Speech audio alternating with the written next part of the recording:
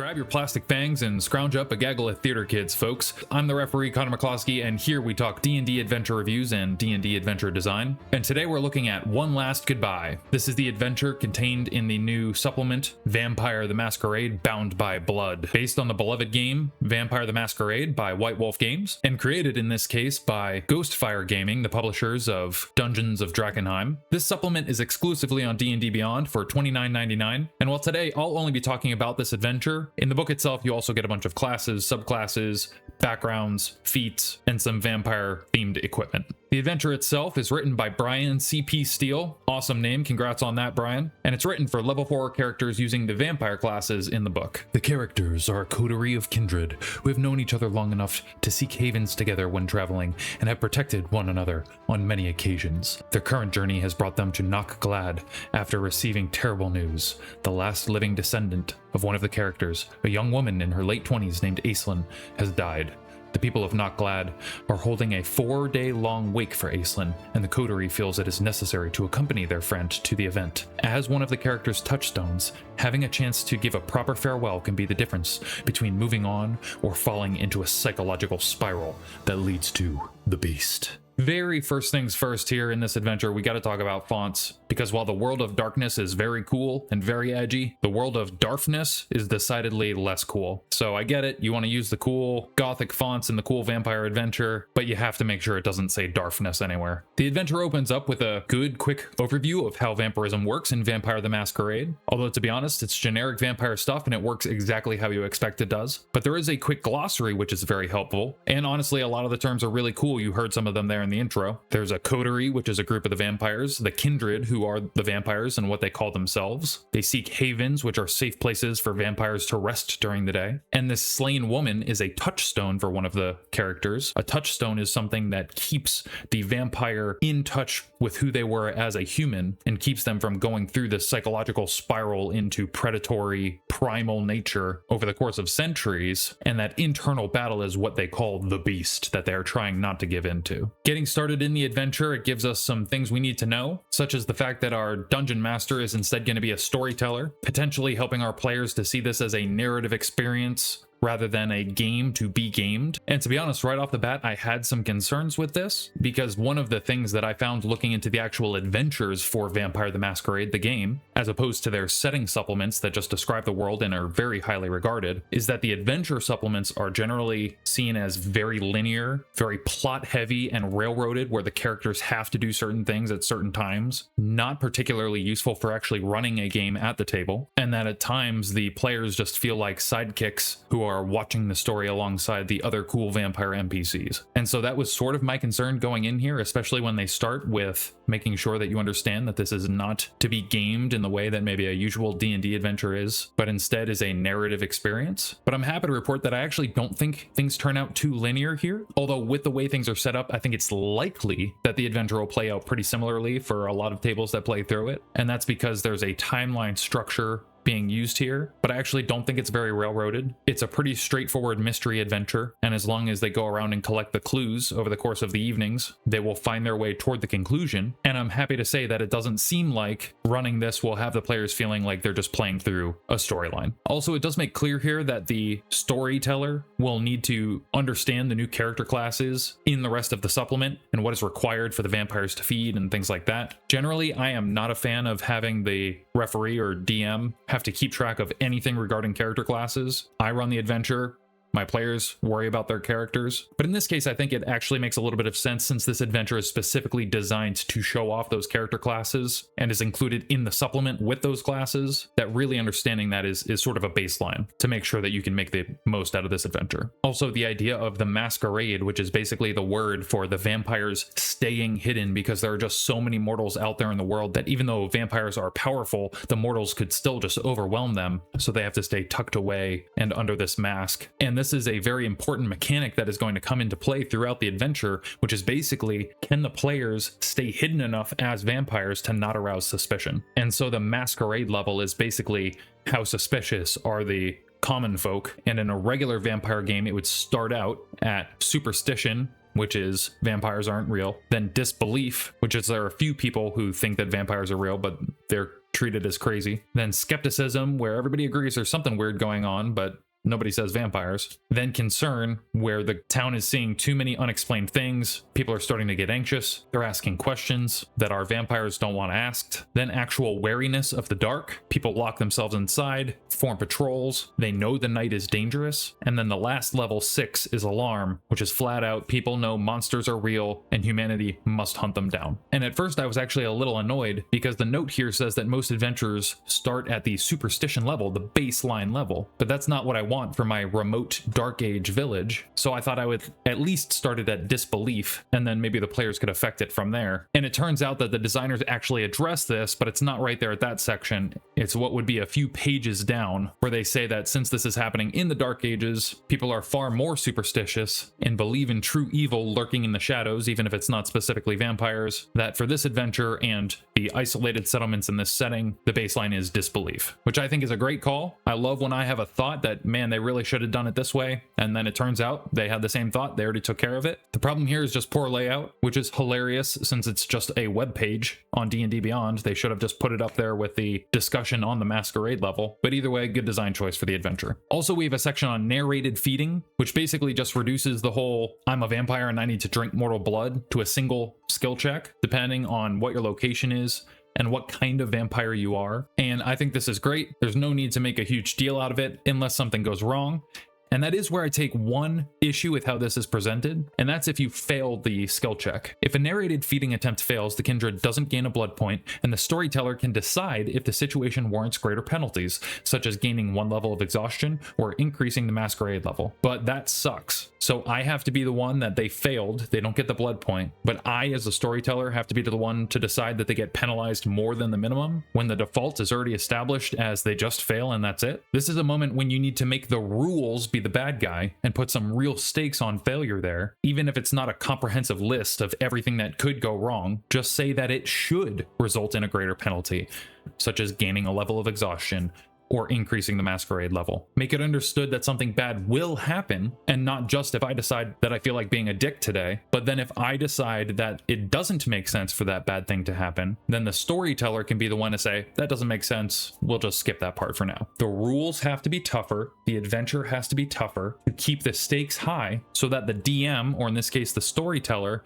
doesn't have to be the one forcing the raised stakes. This is something I have issues with in adventures, issues with in 5e rules in general, issues with in other games like Daggerheart, where they rely on the DM being the one to impose additional penalties when they've already set a baseline that those penalties are not the expectation, rather than the reverse of setting the high penalty and then giving the DM or storyteller or whoever might be the leeway to say, that doesn't make sense in this instance, so I'm going to roll that back a little bit. The rules should be the bad guy, so the DM doesn't have to be. The adventure should be tough, so the DM doesn't have to be. All in all though, the introduction to the adventure is good, it's concise, it's thematic, gives you the background you need, and most importantly, it's Irish, and the 4-day wake happening here for Aislinn is a great touch, provides a lot of flavor, has good cultural notes that is a significant part of Irish culture, and it will give structure to the rest of the adventure without making it a railroad. Because the truth here is that Aislinn was slain by a werewolf, who are the sworn enemies of the vampires, and they rule the wilds while vampires rule in civilization. And now that werewolf has set up shop nearby, and as the players interact with the town and uncover more information over the 4 days of the wake, and depending on how the players manage their cover in town as vampires, they can hopefully figure out where this werewolf is, what it is, but it could also turn into a very serious threat for them. And having the victim of the mystery,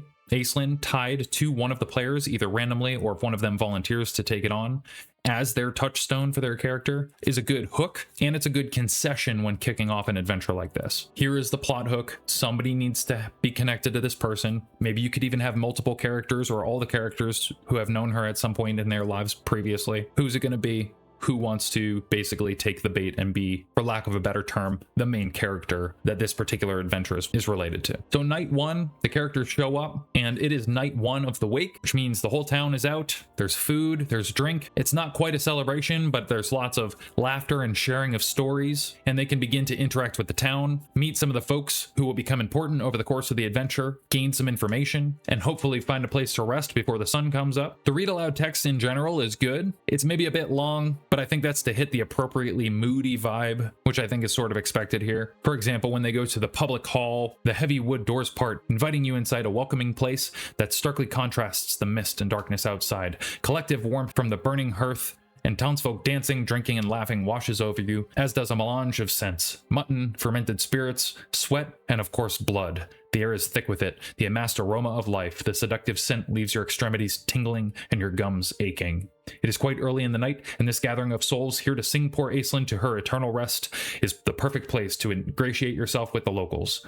Perhaps it'll help make the next few nights transpire more easily, as it could be fertile ground to hunt for information as well as your next meal. Our NPCs here are brief and flavorful, and they have names and pronunciations provided, which are great. I like Angus Clairug, the town blacksmith and stablemaster, a thickly muscled hard worker who had plans to court Aislinn previously. And we have a bit of a skill challenge here where the characters can decide what skill they want to implement and try and roll to discern information in different ways. And while I'm not always a huge fan of skill challenges, I think in this case it's a good way to get to those rumors. And I like how if there are failures, then it might push the players a little bit to use some of their supernatural powers a little bit more, maybe taking more risks in how they're going to try and collect information. Once they're done speaking with all the townsfolk, they have a choice of where they're going to try and hold up throughout the daylight. There might be a cool wolf fight that is well laid out, tells you what the trapper's doing, how the wolves react, and then depending on how well the players do, there are quite a few different possible outcomes depending on how the players deal with the fight. And I think this is a good place to bring up that the layout overall of the adventure is not awful. I thought I was going to really dislike it a lot being on D&D Beyond, but honestly having the navigation right off on the left-hand side is pretty useful. Being able to open the monster stats in just a second window is not terrible, but there's no good way I have found of getting a PDF version, which I think is sort of on purpose. Night 2 of the Wake is a lot more somber. The streets are empty. Traditionally, this is the night of mourning, and so the gameplay shifts a little bit here. It makes certain things easier, sneaking around, maybe listening for rumors rather than interacting with all the townsfolk. Makes other things more difficult, like trying to feed. And while time is unfolding in a linear fashion here, it doesn't feel like a railroad for the players. It feels like the town is on this railroad timeline of tradition, and the players are trying to figure out how to utilize these things and how to get on the train before it comes off the track, while they're trying to figure out what happened here. In this second part, we have monster hunters who have come on the scene. So while most of the townsfolk are in the public hall, mourning somberly, and it gives any players who had Aislinn as their touchstone a chance to sort of ham it up a little bit, the monster hunters are over in the chapel, making sure Aislinn doesn't rise from the dead as a vampire by staking her in the heart and cutting off her head. So if the characters head over there, then they might end up coming to blows pretty quickly, depending on what their feelings are of seeing their friend's head cut off. And while overall I think this night is good, there are a lot of unnecessary skill checks in my opinion. They all have different DCs. Like, what do we have? Sounds. We have a passive perception of 15 or higher, or a DC 15 wisdom perception check to overhear prayers, then a DC 14 in religion check to know what it is, and then a DC 8 strength check to boost somebody else to a window, and then a DC 13 stealth check to do it quietly, and the doors need a DC 12 athletics check to get the bar up, or a DC 16 strength check to break the door down, or an attack that deals 12 or more bludgeoning or force damage to bash the door open. Like, what are we doing here, guys? Just call it 15 and call it a day. Having a half dozen different numbers that the referee needs to keep in mind or continue to read from the page over and over again is just too much mental overhead for the DM. If you feel like you have to differentiate it, do 15 for normal checks, 10 for easy, 20 for hard, call it there. Why do we need a DC 8 strength check, athletics check to boost another character to a window? Just roll the stealth, see if you get heard, and move on. But aside from that, the maps for the combats are cool. Both this chapel map and the wolf encounter earlier, they're eerie, they get the job done, even if they are a little straightforward. These first two are battle maps exclusively. They're not dungeon maps by any means, meant for exploration of the space. The third map, the farmhouse from later in the adventure, is in my opinion better and makes for a good infiltration style final mission, although the adventure doesn't really treat it that way. I think that's how it would play out. In my opinion, a map of the town and the environs would have been easy to include, would have been more thematic, and made things easier for the player and the DM to orient themselves and sort of really ground the feeling of that village in reality. So I feel like that was a missed opportunity to include. Myself, I would probably just make a dark and dreary map in the What About Village generator and just click it until I found one I liked and grab that. The chapel fight itself against the monster hunters is good, and the masquerade level here, depending on how the players have been managing it, has an effect on how many villagers are inside and take part in the fight. So that's player actions directly influencing the difficulty here, which I think is great. Plus, at the end of it, the players are going to have to figure out what to do with all the bodies without arousing more suspicion, which is always fun. So while I think there are some weak spots here, overall, I think Night 2 is great. And speaking of great, today we have the channel's first sponsor, though not actually sponsoring so much as just something I wanted to signal boost after I learned about it last week, and that is the Dots RPG project. They specialize in making RPGs more accessible through braille dice sets, accessibility-focused convention spaces and panels, and are working on creating detailed and immersive alt text for RPG art, as well as resources for RPG creators to help make their PDFs and websites more accessible for people with visual disabilities. And there is currently a Pay What You Want charity bundle for accessibility in RPGs that benefits the Dots RPG project over at itch.io for the next month that I will link below. So go take a look at that, get 45 pieces of RPG content, and help out a great cause at the Dots RPG project. When we get to night 3 of the Wake for Aislinn, the party has taken to the streets and everyone is encouraged to make merry, and the town is filled with people wandering around having a great time, celebrating her life with memories and feast and sharing stories about Aislinn. And this is a great atmosphere, a great shift from night 2, and this section is much more freeform in what the characters might do. They might socialize, they might try to feed, they might search for more rumors or information, they might spread disinformation if their masquerade level has gotten too high and maybe they need to try and,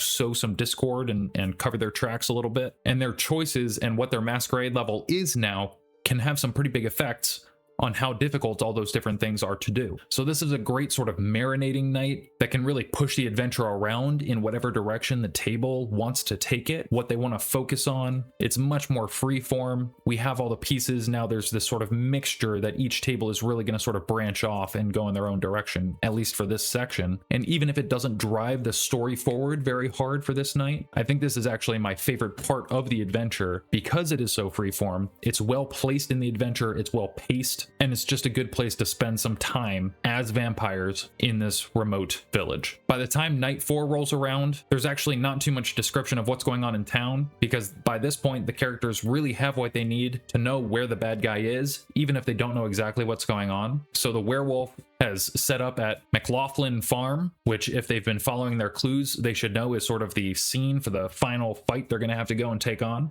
And I do find it pretty cool that McLaughlin Farm is the final fight scene because I am 1/4 McLaughlin, which is the same family, through my paternal grandmother. I thought that was neat. So our characters have their target. They're headed out there to fight off the bad guy who killed their friend, whatever it might be. And if they were diligent in their information gathering, they might know that they're going up against a werewolf. But on the flip side of that, there is one line here that I absolutely hate, and that is this. If the characters missed the information provided by the stable hands, which was a possibility in night 3, they automatically learn it here. That is stupid. Let the player's decisions and skill at playing the game matter. It's an investigation. If they don't actively investigate the leads, they don't get the extra info. I'm all for giving the players the information they need and not hiding it behind skill checks, right? You don't want a perception check that they might fail for an important clue for how to get toward the end of the adventure, but just handing them extra hints automatically that they don't need and that they didn't pursue just so that they have it the very next day is just pushing them along a roller coaster rather than letting them play the game. I get that it's supposed to be a narrative, but it is also a game. And in this case, handing them extra clues that they didn't follow up on is just dumb. But either way, as they head out of town toward the farmhouse, their management of their masquerade level, how hidden they are as vampires can once again impact how this is going to play out. If they haven't been careful, then the villagers know something suspicious is up. So there are trappers that have set up traps outside of town, not necessarily for them, so maybe they can talk their way out of it, but also now there's a bunch of suspicious dudes setting up traps halfway between them and their goal that they're going to have to deal with. Or if they did a great job of managing their masquerade, then the village really isn't very suspicious and those guys aren't out there in the way. And as we come to our finale at the farm, the map is great and the battle at the farm is fine, except that I think it drags drastically underestimates players. It assumes that they're going to walk into this scene and listen to the villain monologue. Here, ready? Listen to this. When the characters enter the cottage, read the following aloud. The front door opens with the creak of iron hinges. The inside of the old cottage is warmed by a central hearth, but its tingle upon your undead skin is a sensation soon set aside by the scent of freshly spilled blood and the sound of a blade through gristle. Standing at a wooden kitchen table, his back to you, is a blonde-haired tower of a man. Past his broad shoulder, you can see the gore of a butchered sheep. By the rise and fall of the broad-bladed axe, the man is sectioning the mutton. Leeches be not welcome in the wild places. The man tosses a shorn sheep's limb to the corner of the room while turning to face you, fresh blood dripping from his lips into his braided beard. 'Tis always been, right, BNR? Golden eyes shine angrily as a massive black wolf emerges from the back of the cottage, growling menacingly. You should have ne'er come to this place. The man's eyes flare from sky blue to sunrise gold, and he grins. His mouth warps into a long muzzle full of ivory fangs, while his body twists and expands into a 9-foot tall pillar of lupine muscle and fur. Now you die. Here's the problem. In reality, they're going to break in through the windows upstairs. They're almost certainly going to pass their stealth checks. They're going to SWAT team this bitch, and this dude is not going to get 2 words out before he's dead. He's going to take 4 arrows in the back of the head after being surprised, and he's going to drop dead on the table, and that's what's going to happen here at the farmhouse based on the map they have. I do like that if the players messed up bad enough in their masquerade, then they may have even alerted the werewolf that there were vampires around and he called in backup. So there's actually a second werewolf now. That's a great riff on player choice throughout the entire adventure and is pretty close to a fail state. It's going to be a brutal fight, though might still barely be recoverable. The monsters throughout the adventure are pretty much fine. They're basically standard 5e monsters without much special. And the boss here really only has one useful add-on, which is his horrifying howl.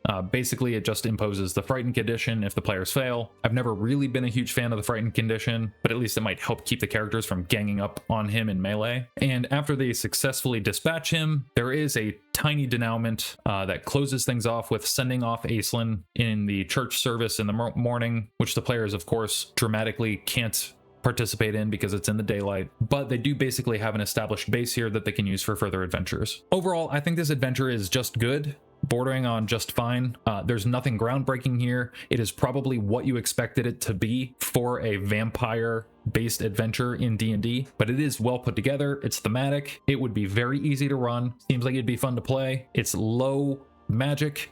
It's eerie, it's grim, it's a little dramatic, maybe slightly too linear here and there without being egregious, but it is basically exactly what you expect it to be. Except that the town is actually quite a bit better than what I was expecting as a setting, especially the shift from night to night of the feel of the town. I think that's actually very good and gives some pacing to the story. So I'm giving this 8 stars, which I was not really expecting to do, which is I would run this for sure, and I don't think I would have to do much, if any, work to just run it straight, and I think you could actually get pretty close to just running it blind, which is honestly really high praise for a 5e adventure. This is not an adventure that you're going to have to do a ton of prep to run. It probably isn't worth the $30 price tag on its own, but you also get the 3 classes, the 6 subclasses, the backgrounds, the feats, some vampire reskinned equipment, and if you'd like to know more about those aspects of the book, Jason at Dungeon Himbo has done 2 videos covering all of that content, and I'll put those below to help inform your purchase. But in the meantime, please remember to like this video if you find this useful, and subscribe if you'd like to see more in the future. And if you have any recommendations for a third-party adventure that I ought to check out, please leave it in a comment below. And next time we look at Buried in the Bahamas, which is a Pirate Borg adventure with a 5e conversion document, and I love Pirate Borg and everything the guys at Limithron do, so I'm really looking forward to that one. But until then, I've been your referee, Connor McCloskey, and that's today's game. Thanks, guys.